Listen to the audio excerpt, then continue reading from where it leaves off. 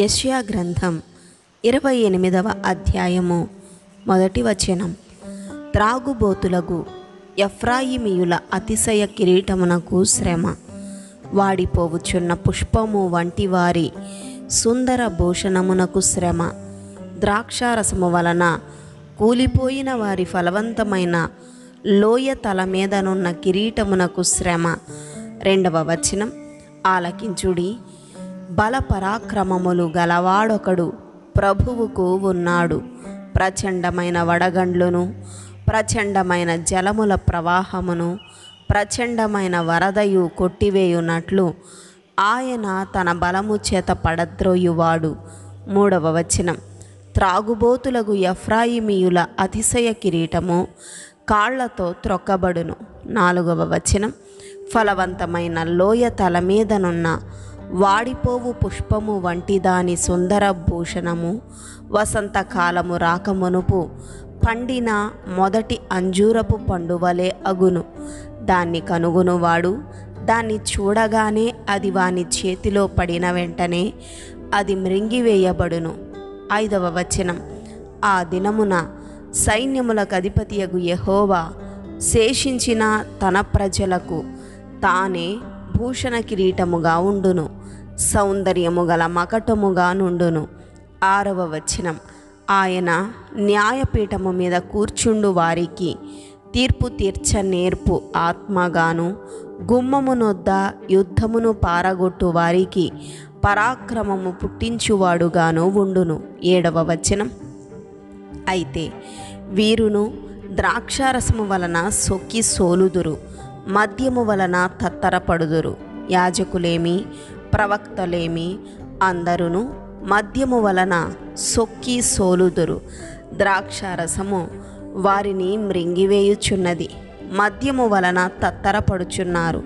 దర్శనము కలుగునప్పుడు సోలుదురు, తీర్పు తీర్చు కాలమున తత్తరపడుదురు. 8వ వచనం.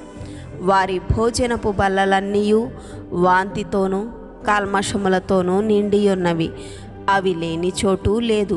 9వ వచనం. వాడు ఎవరికి విద్య నేర్పును, ఎవరికి వర్తమానము తెలియజేయును? తల్లిపాలు విడిచిన వారికా, చన్ను విడిచిన వారికా? 10వ వచనం. ఆజ్ఞ వెంబడి ఆజ్ఞ, ఆజ్ఞ వెంబడి ఆజ్ఞ, సూత్రము వెంబడి సూత్రము, సూత్రము వెంబడి సూత్రము, కొంత ఇచ్చట కొంత అచ్చట చెప్పుచున్నాడని వారనుకొందురు. 11వ వచనం. నిజమే, అలసిన వానికి నెమ్మది కలుగ చేయుడి. 12వ వచనం. ఇదే నెమ్మది, ఇదే విశ్రాంతి అని చెప్పినవాడు. 13వ వచనం. నత్తివారి పెదవుల చేతను అన్య భాషతోనూ ఈ జనులతో మాటలాడుచున్నాడు, అయినను వారు విననొల్లలైరి. కావున వారు వెళ్ళి వెనుకకు మొగ్గి విరుగబడి చిక్కుబడి పట్టబడునట్లు ఆజ్ఞ వెంబడి ఆజ్ఞ, ఆజ్ఞ వెంబడి ఆజ్ఞ, సూత్రము వెంబడి సూత్రము, సూత్రము వెంబడి సూత్రము, కొంత ఇచ్చట కొంత అచ్చట యెహోవా వాక్యము మీకు వచ్చును. 14వ వచనం. కాబట్టి యెరూషలేములోనున్న ఈ జనులను ఏలు అపహాసకులారా, యెహోవా వాక్యము వినుడి. 15వ వచనం. మేము మరణముతో నిబంధన చేసుకొంటిమి, పాతాళముతో ఏకమైతిమి. ఉపద్రవము ప్రవాహము వలె వడిగా దాటునప్పుడు అది మా యొద్దకు రాదు. అబద్ధములను మాకు ఆశ్రయముగా చేసుకొంటిమి, మాయ క్రింద దాగియున్నాము అని మీరు చెప్పుకొనుచున్నారే. 16వ వచనం.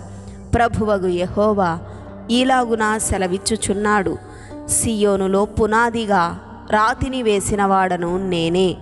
అది పరిశోధింపబడిన రాయి, అమూల్యమైన తలరాయి, బహుస్థిరమైన పునాది అయిన మూలరాయి అయి ఉన్నది. విశ్వసించువాడు కలవరపడడు. 17వ వచనం. నేను న్యాయము కొలనూలుగాను నీతి మట్టపు గుండుగాను పెట్టెదను. వడగండ్లు మీ మాయాశరణ్యమును కొట్టివేయును, దాగియున్న చోటు నీళ్ల చేత కొట్టుకొని పోవును. 18వ వచనం. మరణముతో మీరు చేసుకొనిన నిబంధన కొట్టివేయబడును, పాతాళముతో మీరు చేసుకొనిన ఒడంబడిక నిలువదు. ప్రవాహము వలె ఉపద్రవము మీ మీదుగా దాటునప్పుడు మీరు దాని చేత త్రొక్కబడిన వారగుదురు. 19వ వచనం. వచ్చునప్పుడెల్లను అది మిమ్మును ఈడ్చుకొని పోవును. ప్రతి ఉదయము, ప్రతి పగలు, ప్రతి రాత్రి అది వచ్చును. ఇట్టి ప్రకటన గ్రహించుట వలన మహాభయము పుట్టును. 20వ వచనం. పండుకొనుటకు మంచము పొడుగు చాలదు, కప్పుకొనుటకు దుప్పటి వెడల్పు చాలదు. 21వ వచనం.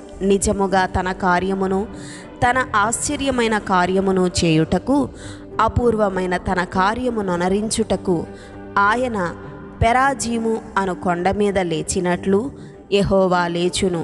గిబియోను లోయలో ఆయన రేగినట్లు రేగును. 22వ వచనం.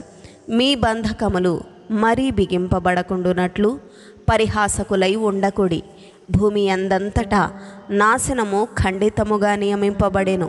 ప్రభువును సైన్యములకు అధిపతియునగు యెహోవా వలన నేను దాని సమాచారము వింటిని. 23వ వచనం. చెవియొగ్గి నా మాట వినుడి, ఆలకించి నేను పలుకున్నది వినుడి. 24వ వచనం. దున్నువాడు విత్తుటకు నిత్యము తన పొలము దున్నునా, అతడు దుక్కి పెళ్ళలు నిత్యము బద్దలగొట్టునా. 25వ వచనం. అతడు నేల సదును చేసిన తరువాత నల్ల జీలకర్ర చల్లును, తెల్ల జీలకర్ర చల్లును, గోధుమలు వరుసగా విత్తును, యవలను తానేర్పరచిన చేనిలో చల్లును, దాని అంచున మిరప మొలకలు వేయును గదా. 26వ వచనం. వాని దేవుడే తగిన క్రమము వానికి నేర్పియున్నాడు, ఆయన వానికి ఆ పని బోధించుచున్నాడు. 27వ వచనం. సేద్యగాడు నల్ల జీలకర్ర పదునుగల యంత్రము చేత నోర్చడు, బండి చక్రములను జీలకర్ర మీద నడిపింపడు గాని కర్ర చేత నల్ల జీలకర్రను, చువ్వ చేత జీలకర్రను దుళ్ళగొట్టును గదా. 28వ వచనం. మనుష్యులు గోధుమలు గాలింపగా దాని నలుచుదురా, సేద్యగాడును ఎల్లప్పుడూ దాన్ని నూర్చుచుండడు. ఎల్లప్పుడూ అతడు బండి చక్రమును, గుర్రములను దాని మీద నడిపించుచుండడు, దాన్ని నలుపడు కదా. 29వ వచనం. జనులు సైన్యములకు అధిపతియగు యెహోవా చేత దాన్ని నేర్చుకొందురు. ఆశ్చర్యమైన ఆలోచన శక్తియు అధిక బుద్ధియు అనుగ్రహించువాడు ఆయనే. ఆమెన్.